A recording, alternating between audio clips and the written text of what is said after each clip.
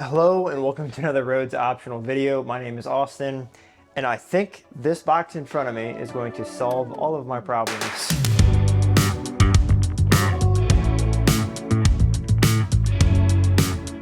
Not really, this is just some extruded aluminum I have ordered from T-Nutz.com based on a quick search in the Facebook groups and forums. They seem to be pretty well regarded, so I put in this order for, I believe I just did 3 or 4 crossbars with the associated hardware to get it mounted.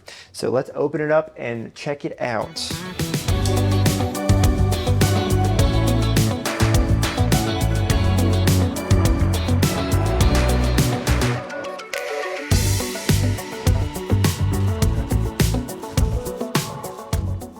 So I did 1020, so it is 1 inch by 2 inches.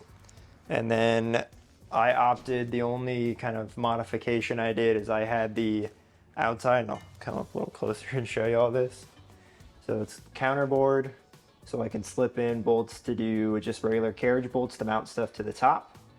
And then this should be cut to the length to fit perfectly between my crossbars. And then as far as the hardware goes to mount it, I have a bunch of these little L brackets, and then I have these T-nuts to slide into the slots on the extruded aluminum itself. These are all 10 series with M6 bolts, and then I have some 45 series also attached with M6 bolts for the roof rail side. So, because the channel on the roof rail is definitely larger than a 10 series. So I'm gonna make sure everything is here, go do a test fit, and then I'll show you the install process.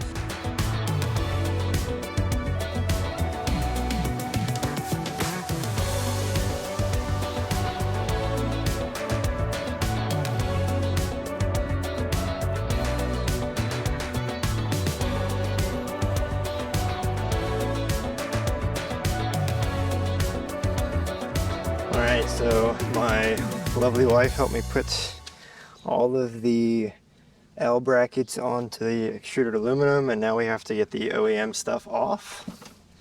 So in order to do that, it's very simple. So you got to take these caps off here in order to get the stock crossbars out. All right, so quick update, you actually don't have to take off the front, so I'm really glad that I broke one of those. Don't want to do that and snap the plastic on it, jeez. But you do have to take off the rears, and there's these little rubber stops in here to, I guess, keep you from moving your roof rack back too much. You just have to kind of move it around and you can pop it out. Then that will allow you to then get you all of your OEM roof bars off. So you do have to take these off. They are extremely brittle, and I may have smoked a few clips on them, so I'm hoping I can still get those to go back in okay. But I believe you can pick up replacements of these.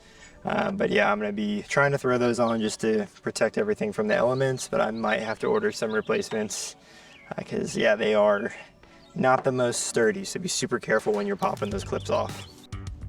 Install was very straightforward. I definitely recommend putting the corner brackets on prior to throwing the crossbars on.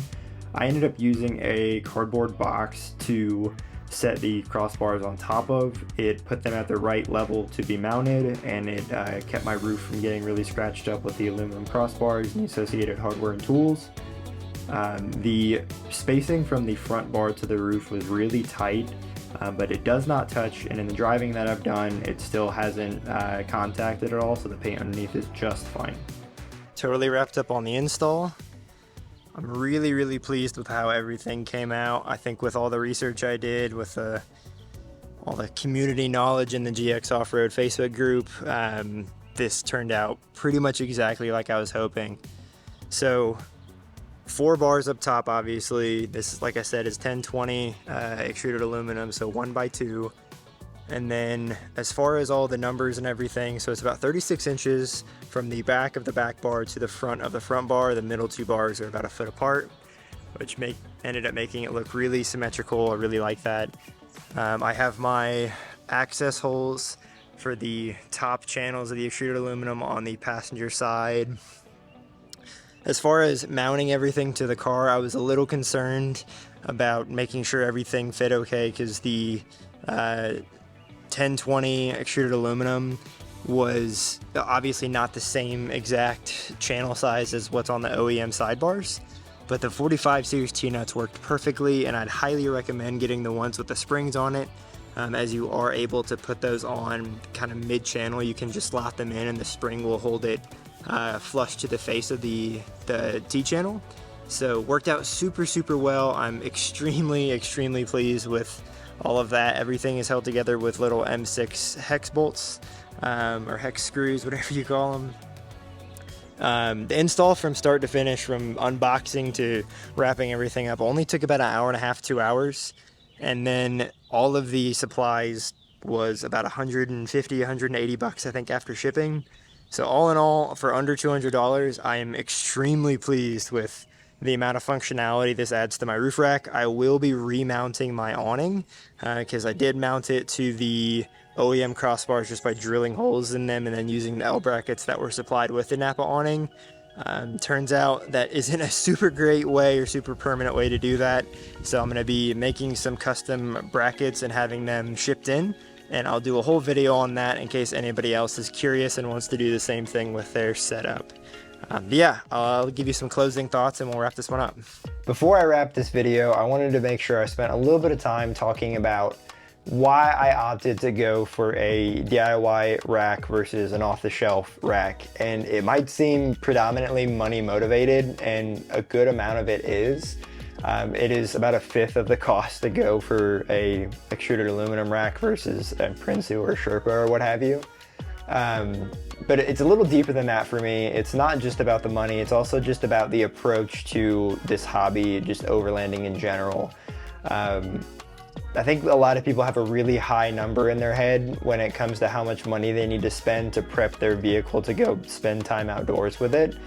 And I really kind of want to challenge that idea and that stigma of getting outside costs a ton of money, because it doesn't have to. That's been the whole approach I've had with my Lexus up to this point. I haven't gone and just done the kind of the normal things a lot of people do with the platform. I've been doing only the things that I think make sense based on my use case.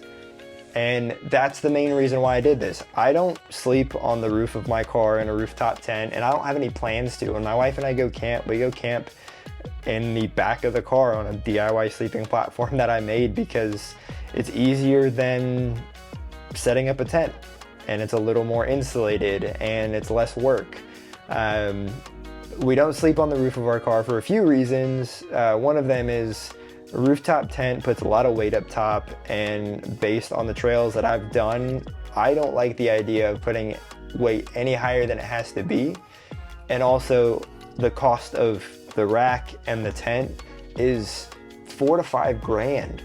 And for some people, that's like their budget for their vehicle to go explore. So yeah, I just wanted to do a solution that made sense for like a more secure awning mount, which I've already done. I'm gonna do a video on that. And then maybe like some recovery gear or some additional storage up top. That's really all I wanted to do, is have something that made doing that a little bit easier. And that's exactly what this has done for me. So just my 2 cents. I'm definitely going to do a video on like my approach to overlanding a little bit more in depth, but yeah, if you want to just do a super simple, you want more storage, you don't want to spend a ton of money, this is a really great option. And I hope this video is helpful if you did want to do it for yourself. So thank you so much for watching. If you've made it this far, thanks for listening to me ramble. Until the next one, we'll see you guys.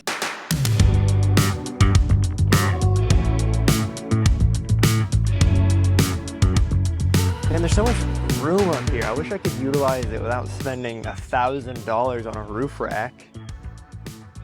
Oh wait, I have an idea. Real great acting there, folks.